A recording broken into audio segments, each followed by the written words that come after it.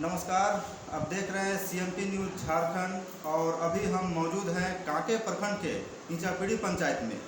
जी हाँ, और अभी हमारे साथ मौजूद है ऐनुल हक अंसारी जी, जो किसी नाम का मुहताज नहीं है, जिन्होंने अपना पूरा कैरियर समाज सेवा में गुजार दिए हैं और इस बार ये पंचायत समिति का चुनाव लड़े। इससे पूर्व में ये जिला परिषद सदस्य भी रह चुके हैं। सोचने वाली बात यह है कि एक बड़ा पोस्ट में रहते हुए एक पंचायत समिति का चुनाव जब ये इन्होंने लड़ा तो क्या सोच के लड़ा, क्या कारण है, आज इन्हीं सब बातों पे हम चर्चा करेंगे। और हमारे साथ मौजूद है ऐनुल हक अंसारी जी। आइए सीधे इनसे बातचीत करते हैं और जानने की कोशिश करते हैं कि क्या कारण रहा पंचायत में जिसके वजह से इन्होंने पंचायत चुनाव लड़ा। आपका स्वागत है CMP न्यूज़ झारखंड में। बहुत बहुत शुक्रिया। सबसे पहले तो आपको जीत की बहुत बहुत बधाई हो सर। शुक्रिया। सबसे पहले हम ये जानना चाहेंगे कि आप क्या कारण है जो आप एक बड़े पोस्ट में रहते हुए पंचायत चुनाव लड़े। देखिए, आप जानते हैं कि केंद्र में मंत्री रहते हुए भी सांसद का चुनाव जीत के केंद्र में मंत्री बनते हैं, लेकिन आके विधायक का चुनाव लड़ते हैं। इसी तरह से मैं पूर्व में जिला परिषद था और उसके बाद मैं पंचायत समिति का चुनाव लड़ा और पंचायत समिति चुनाव जीत भी गए। और इस जीत के लिए मैं ईंचापीड़ी पंचायत के एक एक मतदाता को मैं दिल से धन्यवाद देता हूँ कि जिन्होंने मुझ पर विश्वास किया और पंचायत समिति का सदस्य बनाया। आप पूछ रहे थे कि इतना लंबा करियर आपका राजनीतिक जीवन रहा, फिर आप पंचायत समिति के चुनाव क्यों लड़े। मैं उस पर थोड़ा बताना चाहूँगा कि स्वर्गीय ज्ञान रंजन जो झारखंड के एकमात्र नेता थे, जो झारखंड आंदोलन को आगे ले गए और उनका दिया हुआ सपना उनके मरने के बाद भी लोगों ने साकार किया। एक मुट्ठी चावल, एक व्यक्ति, एक रुपया जो आंदोलन चला था और गुलाम रैली होता था झारखंड आंदोलन के लिए, उसके बाद से हमें प्रेरणा मिलता चला गया। और मैं 2000 में माननीय सुबोध कांत सहाय के करीब उनके चुनाव में 4 में लगभग हम लोग जी जान कोशिश किए, उनका जीत हुआ। और उसके बदले में लोग रोड नाले PCC क्या क्या मांगते रहा, लेकिन मैंने कोशिश किया कि मैं उनसे डायरेक्ट कहा कि आप हमें सांसद प्रतिनिधि बनाइए। सांसद प्रतिनिधि उन्होंने नियुक्त किए और उसके मैं बदले में आज पूरे पारा टीचर जो कांके में है, आज जिस इलाके में मैं जाता हूँ लोग कहते हैं कि सर आपके आशीर्वाद से घर सुखी संपन्न है। मुझे बड़ा खुशी मिलता है। यही सब ताकत हमको आगे बढ़ाते रहा। तो उसके बाद मैं जिला परिषद का सदस्य बना। जिला परिषद क्या है, एक एजेंसी है, लेकिन जिला परिषद का सदस्य रहते हुए मैं क्षेत्र के लिए जो किया हूँ अद्भुत है। मैं माननीय सुबोध कांत सहाय से मिलकर पिठोरिया में पहला छठ घाट का निर्माण मैंने कराया। DBC योजना से पिठोरिया में, कुकदोरो में, चामगुरु में, राढ़ा में सामुदायिक भवन बनवाया। माननीय सुबोध कांत सहाय केंद्र में मंत्री थे, सांसद से राढ़ा में 2 काला रोड बनवाया। राढ़ा में ही श्री चेक डैम का निर्माण और माननीय सुबोध कांत सहाय रहते हुए मैंने कराया, मैंने कोशिश किया।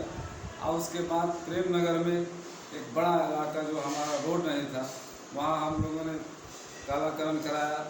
और उसके बाद फिर ईंचापीड़ी में मैं जिला परिषद बनने के बाद सबसे पहला काम PCC कराया।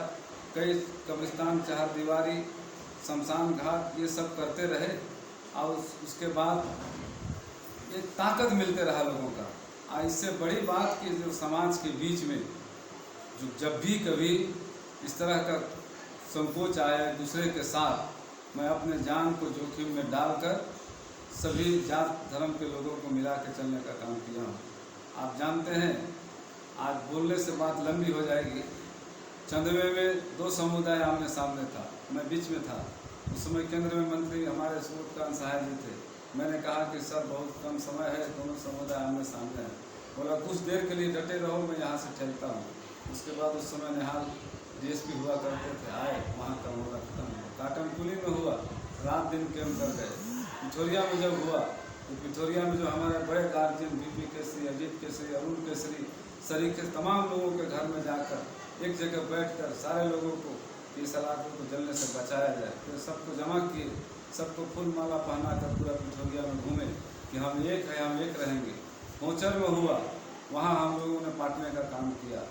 आप समझ सकते हैं सोसो में हुआ, वहाँ भी तमाम जगहों पर मैंने कोशिश किया और उसका परिणाम बेहतर मिलकर चला गया। मैं जानता हूँ कि थोड़ा सा कोशिश से बेहतर हो सकता है। आप सब लोग जानते हैं कि एक जमायत है जो समाज को तोड़ने में लगा हुआ है, उसका जवाब कहीं तो कहीं सकारात्मक रूप से अगर हम में से कोई नहीं देगा तो हमारा समाज टूट जाएगा। अब रही बात ये, आप बोले कि पंचायत समिति, सर मेरा सवाल वही है कि अभी आप पंचायत चुनाव जीते हैं तो सबसे पहला प्राथमिकता आपका क्या होगा? देखिए, हम अगर पंचायत समिति के चुनाव लड़े हैं उसके पीछे रीजन क्या है कि मैं जब अपने लोगों को देखता हूँ कि पिछले पंचायत समिति आज भी अगर सरकारी महकमा के लोग जांच करना चाहे तो इस पंचायत में मात्र 38 आवास का लिस्ट है और उसके बाद 200 से एवं भरा गया है। अब गरीबों से पैसा ठगा गया। यहाँ पे इंदिरा आवास इस तरह का काम कौन करता है सर, और इस पे कैसे लगेगा? मैं बता रहा हूँ कि यहाँ पे इंदिरा आवास, विधवा पेंशन, वृद्धा पेंशन, लाल कार्ड, अंत्योदय, इन तमाम चीज़ों पे लूट बना हुआ है। अब बहुत वर्षों से ब्लॉक का लोग दलाली करते हैं। नाम पकड़ने की बात नहीं, इतना ही लोग जान जाएगा तो वह कौन है। नाम पकड़ने से क्या होता है? एक एक व्यक्ति जानता है कि 30 साल से ब्लॉक में बैठकर हिटलर शाही कर रहा है और जरा सा भी कुछ काम के बदले पैसा। तो हमको लगा कि हम देश दुनिया घूमते रहेंगे और हमारा पंचायत में इतना बड़ा छेद होगा, हमारे गरीबों के साथ लूटा जाएगा, हमारा समाज को तार तार किया जाएगा।